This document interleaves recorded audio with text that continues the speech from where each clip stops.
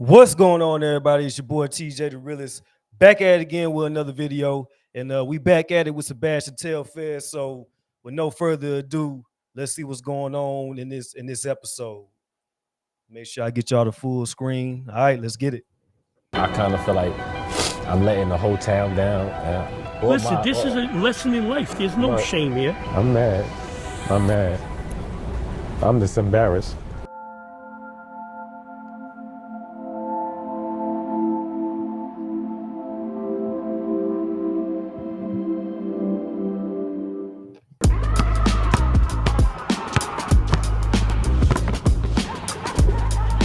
This shit's still a weapon right here.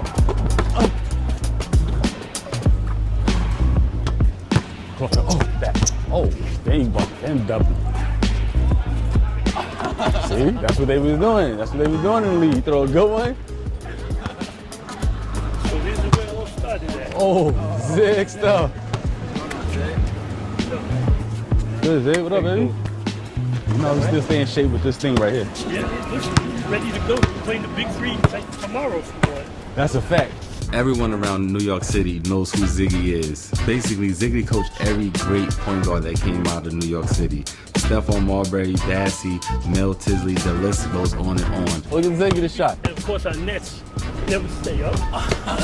Ziggy is a mentor of mine, and he's also my first coach from Brooklyn, USA, that actually put me in line and put me around the world and made me the #1 player in the country. Nancy, can we talk for a minute? Yeah, let's chop it up. Let's go. You ready? Got a little workout in? How you feeling, man?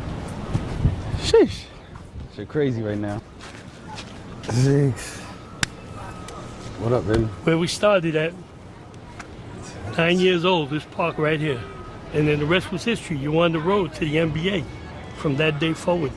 That's crazy. I was 9, so that's 31 years ago. That handshake right there changed my damn life. Because it took me out of Coney Island right there. I started traveling all over the world just off of, playing with Brooklyn, USA. I still appreciate you to this day for them things. A lot of things have to happen. It's like walking a tightrope. One slip and the show's over.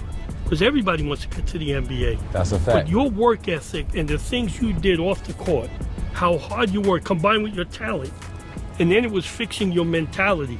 You were not someone that got rattled.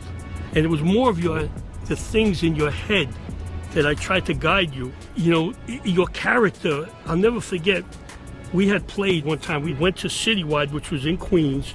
So that night, I brought you back home, and it was about 8 o'clock, and we were all exhausted. I gave you $5. I said, don't wake your mother up tomorrow. Go get a bagel and a juice, and I'll meet you at 7:30 again. So I came at 7:30 to pick you up on Sunday, and you had 2 bags in your hand. And you get in the van, and you handed me a bag that had a bagel and a juice in it. And I said, what are you doing? This is your stuff. And he said, no, I got you something. I knew you'd be hungry. Yeah. No kid ever did that. You give a kid money, yeah, he's getting his stuff, but he's putting the change in his pocket. You went and bought me the bagel and the juice, and that showed me your character at 10 years old. And that's why I knew you were different, and I knew you were special. I was fully in love with basketball at that time. You know what I'm saying? I'm coming back around to get back in love with basketball, but it's still somewhere in my heart. But I just had this up and down period over the last couple of years with going through my situations where I kind of blamed basketball. It took me 5-6 years to get back to even touching a basketball. It's definitely was some time where I didn't even want to be around a basketball, watch basketball, or definitely shoot a basketball. I was just basically blaming basketball and everything. Like, if I wasn't a basketball player, like, I wouldn't be going through this, which is immature, but it's definitely some truth to it. But that's where I'm at today still. I thought I'd get out of that space, but going back into federal court through my probation right now is like putting me right back in the same space a little bit. Everybody has to be at fault. You do, I do, a lot of people around you do. I blame myself because the issues I had in Atlanta, that took me away from you at the most crucial period when you were going from the end of your 8th grade into high school. And that's when everybody jumped in and tried to fill that gap. And they were just, look, a lot of it was selfishness on their part, but they were amateurs. And fame came in and money came in and just a lot of things. And I wasn't there to protect you. But how do I get mad at you for being 13, 14, 15 years old and not, seeing all of this. You were young and, people manipulated you. I did have people that came around that, like it was new to everybody. You know what I'm saying? Some of the things that happened. And then we was thinking basketball in the NBA. Nobody was expecting that money to pop up like that. I wasn't thinking about no sneaker money. Yeah, we was pulled all different ways, but so much was poured into me that I'm like, God damn, I'm embarrassed. Even when going through my situation in the federal court, when the judge is talking to me, she's speaking to me like them things that you guys installed in me, or my mentors, and now they in court speaking to me like if those things wasn't installed in me, and that shit just be making my head spin, tell you the truth, Zig. It's crazy. You know what the judge said to me, Zig? She said she don't think kids should be around me. That's what she just said to me. And 2 days after that, we did the camp over there on the side of the goddamn precinct that locked me up. You know, that's the precinct that locked me up, the camp that I went right over down there. the block, and I talked to all the kids, and they was excited, and we took pictures and all that, right? No, she said that she don't think the kids should be around me. I'm like, I'm embarrassed.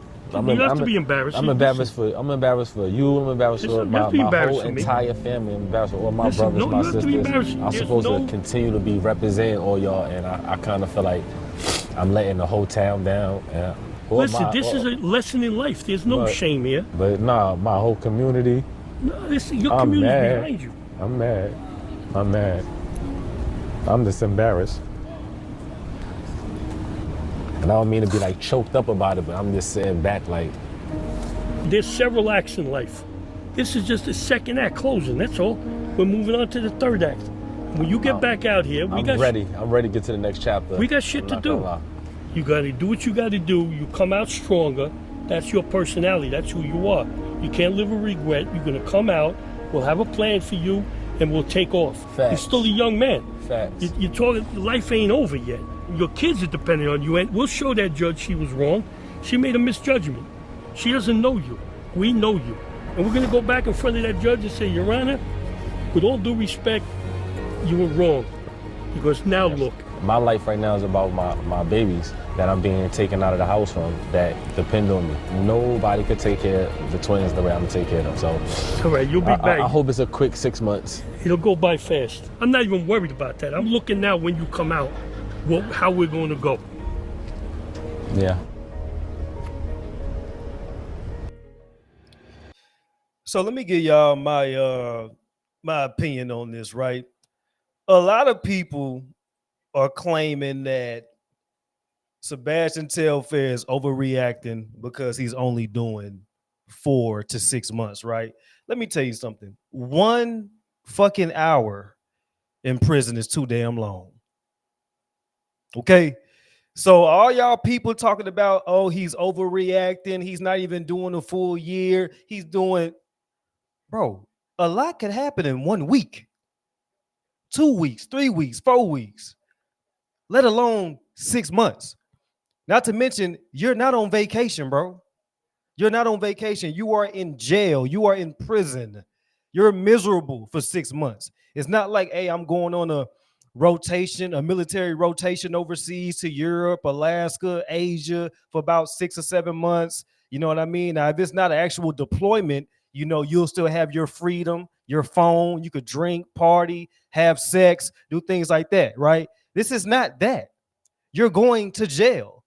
You're going to be confined. You're going to be surrounded by dudes. You can't have sex. You can't do none of that stuff. At least not, I mean, you could have it, but y'all know what I'm trying to say. Y'all know what I'm trying to say. But yeah, this is sad. You know what I'm saying? You don't want to do that. You don't want to go through that. So, of course, in my opinion, I think Sebastian is struggling with accountability. He did this to himself. You did this to yourself. You know what I'm saying? Everything you've been through, you made those decisions. When you went through that illegal scheme, all that, the money and stuff, you did that to yourself, Sebastian.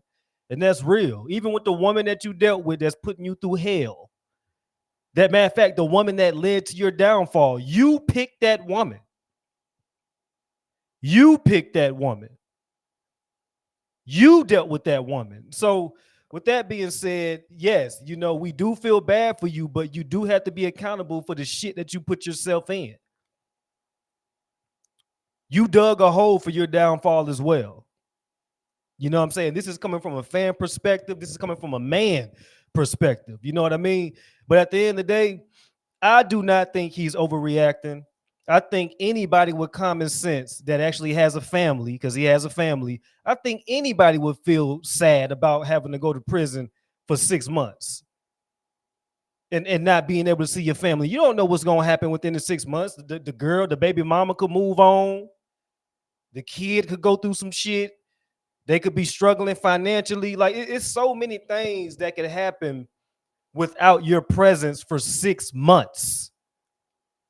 You know what I mean? So y'all people on the internet, y'all just sound stupid. 6 months is a very long time to go to prison. Y'all think just because it's not 20 years, 30 years, 5 years, 10 years. Look, man, like I said before, 1 day, 1 hour is too long in jail or prison. You know what I mean? But look, man, it's your boy TJTheRealist. Y'all let me know what y'all think. Shout out Sebastian Telfair, man. Kudos to him for putting this shit out to the public for us to look at and give our, synopsis on, analysis, whatever you want to call it. But man, go do that time. And go do that time. Come back a better man. You got that clause. You got some money coming from the NBA within the next couple of years, I believe. They call it. We got that clause, right? So the veterans clause. So you're gonna be all right. You're gonna be back on your feet. But until then, man, get through these trials and tribulations and just come back a better man. We praying for you. You know what I mean? But y'all let me know how y'all feel about it, man. It's your boy TJTheRealist. New videos coming soon. Like, subscribe, hit the notification bell. Hit me on all social media platforms. Well, not all, but most of them. And just keep in touch with me. Keep rocking with me. Y'all know what it is. New videos coming soon. God bless.